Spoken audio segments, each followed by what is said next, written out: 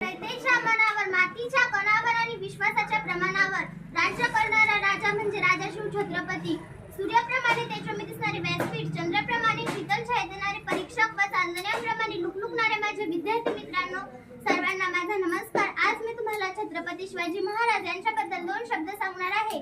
ते तुम्ही शांतचित्ताने ऐकावे अशी माझी नम्र विनंती. आज 19 फेब्रुवारी छत्रपती शिवाजी महाराज यांची जयंती. ही जयंती आपण शिवजयंती म्हणून साजरी करीत आहोत. प्रथम सर्वांना शिवजयंतीच्या खूप खूप शुभेच्छा.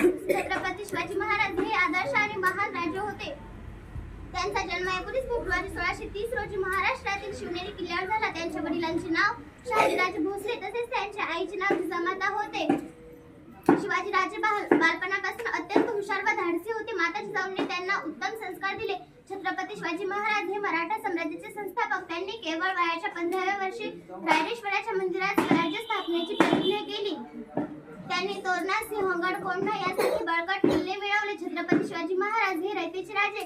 त्यांनी सर्वांना समान न्याय दिला, स्त्रियांचा आदर केला, गोरगरीब जनतेला सुखी केले. असा हा दिनदुबळ्यांचा कैवारी जनतेचा लाडका राजा 3 एप्रिल 1680 रोजी काळाच्या पडद्याआड गेला.